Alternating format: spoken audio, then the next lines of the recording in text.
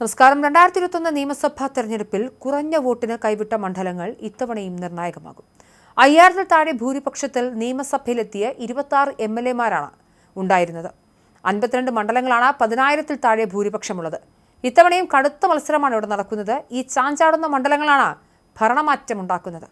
140 മണ്ഡലങ്ങളിൽ 10000-ൽ താഴെ വോട്ടുകൾക്ക് വിജയിച്ച 52 മണ്ഡലങ്ങൾ ഇക്കുറി ആർക്കൊപ്പം നിൽക്കുമെന്നത് മുന്നണികളുടെ നെഞ്ചിടിപ്പേറ്റുന്നുണ്ട്. 38 വോട്ട് മുതലുള്ള ചെറിയ ലീഡുകൾ വരെ നിർണായകമായിരുന്നു കഴിഞ്ഞ തവണ. ഇതിൽ തന്നെ ഏറ്റവും കുറഞ്ഞ ഭൂരിപക്ഷം പെരിന്തൽമണ്ണയിൽ നിന്നും ജയിച്ച മുസ്ലിം ലീഗ് സ്ഥാനാർത്ഥി നജീബ് കാന്തപുരത്തിൻ്റെതായിരുന്നു. വെറും 38 വോട്ടിന്റെ ഭൂരിപക്ഷത്തിനാണ് നജീബ് കാന്തപുരം MLA ആയത്. കുറ്റ്യാടിയിൽ CPM-ന്റെ KP കുഞ്ഞഹമ്മദ് കുട്ടി വിജയിച്ചത് 333 വോട്ടിന്റെ വ്യത്യാസത്തിലാണ്.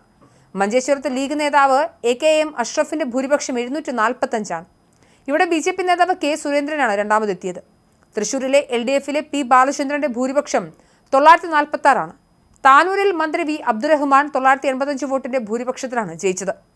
ഇത്തവണ താനൂരിൽ മത്സരിക്കാതെ അബ്ദുറഹ്മാൻ തിരൂരിലേക്ക് പോയിരിക്കുകയാണ്. തൃപ്പൂണിത്തറയിൽ കോൺഗ്രസിന്റെ K ബാബുവിന് ലഭിച്ചത് 992 വോട്ടിന്റെ ഭൂരിപക്ഷം മാത്രം. ചാലക്കുടിയിൽ കോൺഗ്രസ് സ്ഥാനാർത്ഥി സനീഷ് കുമാർ ജോസഫിന് ലഭിച്ചത് 1087 വോട്ടിന്റെ ലീഡാണ്. 696 വോട്ടായിരുന്നു ചവറ മണ്ഡലത്തിലെ LDF സ്ഥാനാർത്ഥി ഡോക്ടർ സുജിത്ത് വിജയൻ പിള്ളയുടെ ഭൂരിപക്ഷം. RSPയുടെ ഷിബു ബേബി ജോണിനെയാണ് അദ്ദേഹം തോൽപ്പിച്ചത്. ഇത്തവണയും ഇരുവരും വീണ്ടും ഏറ്റുമുട്ടുമ്പോൾ തീ പാറുകയാണ് യഥാർത്ഥത്തിൽ.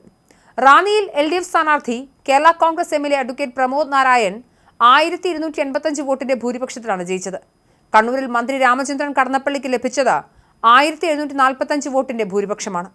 പീരുമേട്ടിൽ CPI വാഴൂർ സോമന്റേത് 1935 വോട്ടിന്റെ ഭൂരിപക്ഷമാണ്. കൊല്ലത്ത് LDF-ന്റെ നടൻ M മുകേഷിന്റേത് കേവലം 2072 വോട്ടിന്റെ ഭൂരിപക്ഷമാണ്. ഇത്തവണ മുകേഷിന് സീറ്റും കൊടുത്തില്ല. തവനൂരിൽ LDF-ലെ ഡോക്ടർ KT ജലീൽ ജയിച്ചത് 2564 വോട്ടിന്റെ ഭൂരിപക്ഷത്തിലാണ്. നിലമ്പൂരിൽ PV അൻവറിന്റെ ഭൂരിപക്ഷം 2700 ആയിരുന്നു. പിന്നീട് ഇവിടെ അൻവർ രാജിവെച്ച് ഉപതെരഞ്ഞെടുപ്പ് നടന്നപ്പോൾ മണ്ഡലം ആര്യാടൻ ഷൗക്കത്തും പിടിച്ചു. ഭൂരിപക്ഷം ഞെട്ടിക്കുന്നതായിരുന്നു. 11,000-ലേറെ വോട്ടുകളായി അദ്ദേഹം ഭൂരിപക്ഷം ഉയർത്തി. 2020 കടുത്ത ഭീഷണി ഉയർത്തിയ കുന്നത്തുനാട്ടിൽ CPM സ്ഥാനാർത്ഥി VV ശ്രീനിജന്റെ ഭൂരിപക്ഷം കേവലം 2715 മാത്രമായിരുന്നു. ഇത്തവണ NDL 2020 എത്തിയതോടെ ഇവിടെ മത്സരം കടുക്കും. പെരുമ്പാവൂരിൽ കോൺഗ്രസിലെ എൽദോസ് കുന്നപ്പള്ളി 2899 വോട്ടുകളുടെ ഭൂരിപക്ഷത്തിൽ ജയിച്ചു.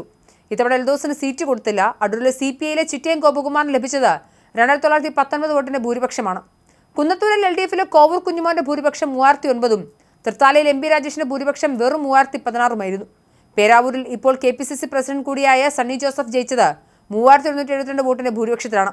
ഇത്തവണ KK ശൈലജ ടീച്ചർ ഇറക്കി മത്സരം കടുപ്പിക്കുകയാണ് LDF.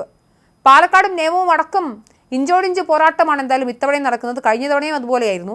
പാലക്കാട് കോൺഗ്രസ് നേതാവ് ഷാഫി പറമ്പലിന് ലഭിച്ചത് 3859 വോട്ടുകളുടെ ഭൂരിപക്ഷമാണ്.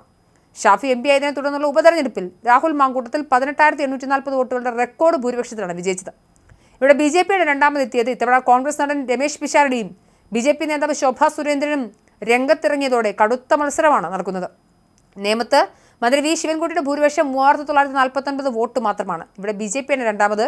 ഇത്തവണ രാജീവ് ചന്ദ്രശേഖറാണ് മത്സരത്തിനായി ഇറങ്ങുന്നത് BJP-യുടെ ഭാഗത്തുനിന്ന്. നാദാപുരത്ത് CPI നേതാവ് EK വിജയൻ ജയിച്ചത് 4036 വോട്ടിന്റെ ഭൂരിപക്ഷത്തിലാണ്. കടുത്തുരുത്തിൽ UDF-ലെ അഡ്വക്കേറ്റ് മോഹൻ ജോസഫിന് കിട്ടിയത് 4256 വോട്ടിന്റെ ഭൂരിപക്ഷമാണ്. കുണ്ടറയിൽ കോൺഗ്രസിലെ PC വിശ്വനാഥിന് ലഭിച്ചത് 4484 വോട്ടിന്റെ ഭൂരിപക്ഷമാണ്. കോഴിക്കോട് തിരുവമ്പാടിയിൽ CPM-ന്റെ ലിൻറ്റോ ജോസഫിന്റെ ഭൂരിപക്ഷം 4943 വോട്ടുകളാണ്.